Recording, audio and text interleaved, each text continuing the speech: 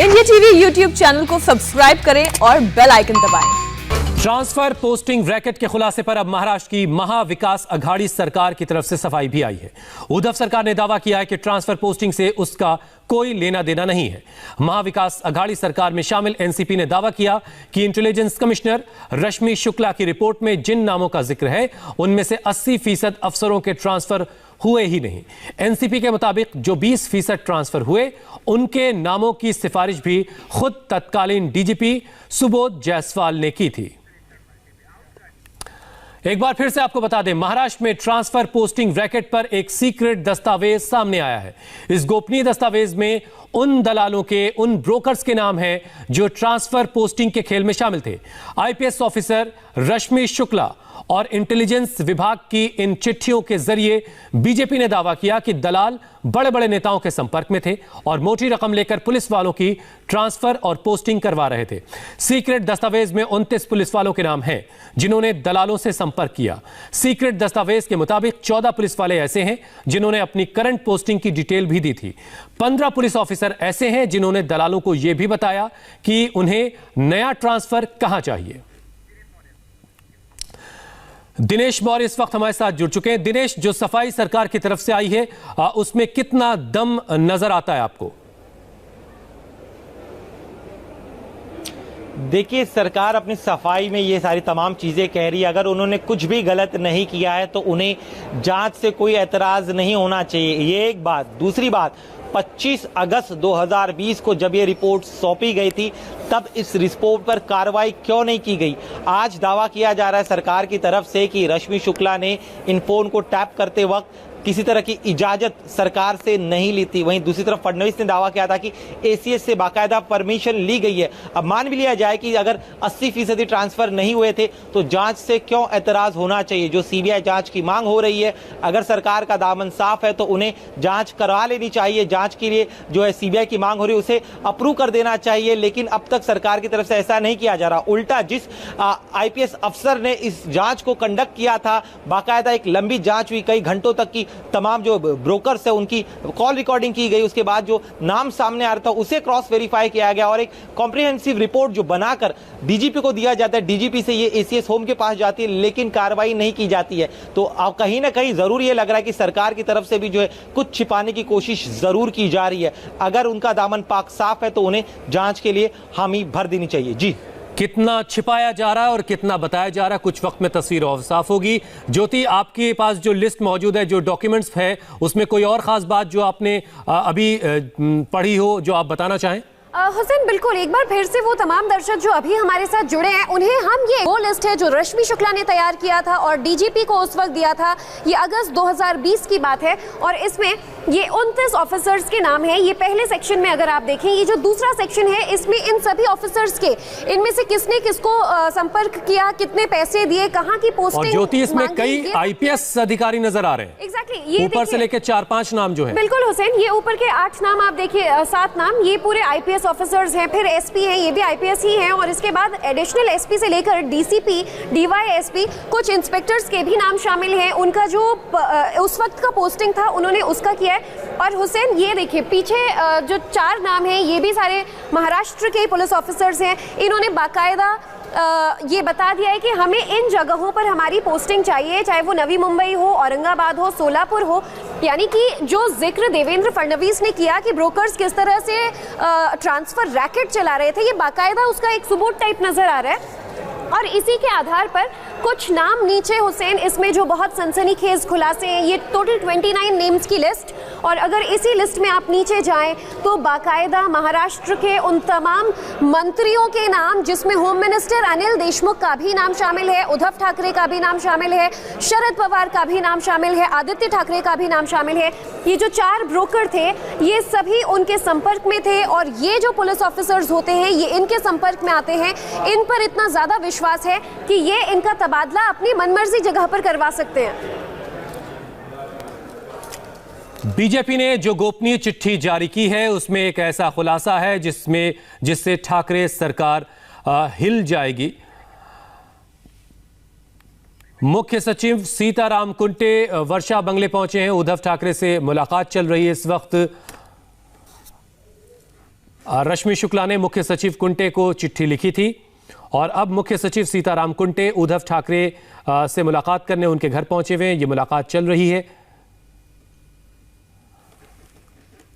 तो बड़ी खबर, मुख्य सचिव कुंटे जो हैं वो इस वक्त वर्षा बंगले में मौजूद हैं और उनकी मुलाकात मुख्यमंत्री उद्धव ठाकरे के साथ चल रही है। बहुत मुमकिन है कि आज की जो प्रेस कॉन्फ्रेंस थी और उसके बाद जो हालात बने हैं उसको लेकर के उसे कैसे काउंटर करना, उस पर कैसे जवाब दिया जाएगा या फिर कैसे उसकी आगे जांच करानी है, ये सारी बातों पर आज मंथन चल रहा हो इस वक्त वर्षा बंगले में। राजीव, इस मुलाकात के बारे में कोई अपडेट आपको मिल रहा? और जितना मुझे याद आ रहा है कि अभी उद्धव ठाकरे ने खुद को आइसोलेट कर लिया था, ये मुलाकात कैसे हो रही है? बिल्कुल, ये तो अपने आप में सवाल है ही, क्योंकि इस बात की जानकारी ऑफिशियली दी गई थी कि आदित्य ठाकरे जो है वो कोरोना पॉजिटिव हो गए हैं और उसके बाद में ठाकरे परिवार जो है उन्होंने अपने आप को आइसोलेट कर लिया है घर के अंदर, तो वो किसी से मुलाकात नहीं कर पाएंगे। लेकिन जिस तरह से राजनीतिक सरगर्मियां बढ़ी हैं उसके बाद में खुद को आइसोलेशन में रखना, अगर सरकार स्थिर रखना है तो शायद नामुमकिन था, इसीलिए इस तरह की मुलाकातों का दौर चल रहा है। लेकिन इस वक्त मैं आपको सीताराम कुंटे के बारे में बता दूं, सीताराम कुंटे इस वक्त वर्षा बंगले पर इसलिए पहुंचे हैं क्योंकि जिस तरह से पूर्व मुख्यमंत्री फडणवीस ने इस बात का खुलासा किया है, बाकायदा कागजों को रखकर उन्होंने इस बात को पुख्ता तौर पर कहा है कि सीताराम कुंटे को एक खत लिखा गया था और सीताराम कुंटे को जो खत लिखा गया था उसमें तत्कालीन डीजी सुबोध जायसवाल ने यह भी कहा था कि मुख्यमंत्री की जानकारी में तमाम चीजें आपके जरिए पहुंचनी चाहिए। तो अब इस पूरे मामले पर चर्चा करने के लिए पहुंचे हैं कि मुख्यमंत्री से उनकी उस वक्त क्या बात हुई थी, मुख्यमंत्री ने क्या कहा था और आज की तारीख में, आज के माहौल में इसको किस तरह से हैंडल करना है, किस तरह से इसको टैकल करना है। क्योंकि अभी भी आप देखिए इतने 11 बजे फडणवीस की प्रेस कॉन्फ्रेंस थी और इस वक्त लगभग 3 घंटे से ज्यादा का समय होने आया, लेकिन सरकार की तरफ से एक भी कोई भी, ना तो पार्टी के प्रवक्ता, ना अधिकारी, ना ही सत्ता में जो मंत्री बैठे हैं, कोई भी सामने आकर इस बात को डिफेंड करने की कोशिश कर रहा है। क्योंकि ये खुलासा बहुत मायने रखता है कि भले ही ये एक सीक्रेट रिपोर्ट थी लेकिन अब तो पब्लिक डोमेन में है, कैसे आई, किसने लाया, ये तो बात का विषय है। लेकिन सीडीआर तक की बात सामने आएगी। सीडीआर में जो बातें हो रही है उसको बाकायदा ट्रांसलेट करके उस रिपोर्ट में लिखा गया है कि क्या बात की जा रही है, क्या कहा जा रहा है, किसके बारे में जिक्र किया जा रहा है। और इन्हीं दस्तावेजों के साथ, इन्हीं चिट्ठियों के साथ देवेंद्र फडणवीस आज दिल्ली भी पहुंचने वाले हैं। आज देवेंद्र फडणवीस ने जब प्रेस कॉन्फ्रेंस की तो उन्होंने ट्रांसफर पोस्टिंग रैकेट पर क्या कहा है, एक बार जरा आप सुनिए। ट्रांसफर्स का एक रैकेट, ये कमिश्नर ऑफ इंटेलिजेंस ने पकड़ने से पहले बकायदा डीजी और एसीएस होम की परमिशन ली और उसका एक रिपोर्ट, ये रिपोर्ट भी उन्होंने माननीय मुख्यमंत्री जी तक पहुंचाया। कमिश्नर ऑफ इंटेलिजेंस वही सीओआई थी श्रीमती रश्मि शुक्ला और इसलिए उनको तीनों गवर्नमेंट का एक्सपीरियंस है। तो उनको जब यह जानकारी मिली कि एक रैकेट ये मिनिस्टर का नाम इस्तेमाल कर रहा है, उनके ऑफिस के लोगों के नाम आ रहे हैं और कहीं ना कहीं ट्रांसफर पोस्टिंग में पुलिस वालों से सीधी बातचीत चल रही है, तो उन्होंने बकायदा उसके बारे में डीजी साहब के ध्यान में ला कर दिया और फिर नियम के अनुसार माननीय डीजी साहब ने उसमें थ्रू डीजी एक परमिशन एसीएस होम को मांगेगी कि ये सारे नंबर हमको इंटरसेक्शन पे लगा ले और बकायदा एसीएस होम ने वो परमिशन दी। उस परमिशन के तहत जब कॉल रिकॉर्डिंग शुरू हुआ तो बड़ी एक्सप्लोजिव चीजें बाहर आने लगी और कई बड़े अधिकारी, कई पॉलिटिकल लोग, इनके नाम, चर्चाएं ये इसमें से बाहर आने लगी और ये सारी चीजें ध्यान में आने के बाद इसको सारा कंप्लीट, इसका रिपोर्ट उस समय सीओआई ने तैयार किया और 25/8/2020 को ये रिपोर्ट COI ने, कमिश्नर ऑफ इंटेलिजेंस ने DG साहब को दिया और DG साहब ने 26 तारीख को, ये अनसाइंड है लेकिन जो मंत्रालय में वो साइंड है, आप उसकी चिंता मत कीजिए, नहीं तो फिर वापस, और ये तो साइंड ही लेटर है। 26 तारीख को उन्होंने, DG साहब ने उस समय के ACS श्री सीताराम कुंटे जी को ये फॉरवर्ड किया और उसमें बहुत स्पष्ट रूप से उन्होंने ये कहा कि ये जो सारा रिपोर्ट है, hence it is recommended that this be brought to the notice of Honorable Chief Minister at the earliest and an immediate and comprehensive inquiry be ordered by the state CID to identify concerned individuals and take necessary legal action. It is also advised that the secrecy of the report be ensured in order to prevent unnecessary scrutiny which may bring disrepute to the government. ऐसा बिल्कुल clear पत्र ये DG साहब ने उसके बाद लिखा।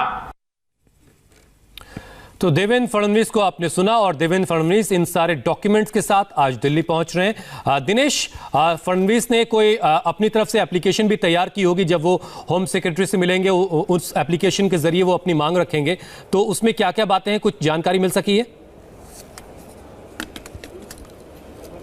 देखिए 5:30 बजे यहाँ मुलाकात होने वाली है। एक बाकायदा पूरी डिटेल तैयार की गई कि जो दस्तावेज दे रहे हैं उसके अंदर सबसे पहले तो वो गोपनीय रिपोर्ट है रश्मि शुक्ला ने जो सबमिट की थी ACS होम को, उस एनेक्चर है जो बातचीत की गई उसकी रिकॉर्डिंग देंगे। उसके अलावा तो उस बातचीत की जो ट्रांसक्रिप्ट क्या क्या है, किसने कब कब क्या क्या बातचीत की थी, हर बातचीत जो है कितने मिनट की थी, जहाँ जहाँ पर खास तौर पर पर्टिकुलर नेताओं का नाम आ रहा है, पैसों का जिक्र हो रहा है, सोने तक का जिक्र हो रहा है कि सोने की अंगठी भी चाहिए थे इन दलालों को, उस तमाम चीज़ों को जो है सिलसिलेवार तरीके से डॉक्यूमेंट किया गया और वो तमाम तथ्य ऑडियो रिकॉर्डिंग, साथ ही में ये जो एविडेंस जो है सरकारी जो गोपनीय रिपोर्ट उनके साथ जो है वो सबमिट करने वाले हैं। और उनका ये भी कहना है कि अगर कोई और ज़रूरत पड़ती है तो उसमें जांच में वो और भी मदद करने के लिए तैयार है, लेकिन जो एविडेंस ऑन रिकॉर्ड है, जांच में जो जो तथ्य सामने आए थे और जिसे बाकायदा महाराष्ट्र सरकार को सौंपा गया था, वो पूरी गोपनीय रिपोर्ट ऑडियो के साथ देने वाले हैं। अब देखना है कि इसके बाद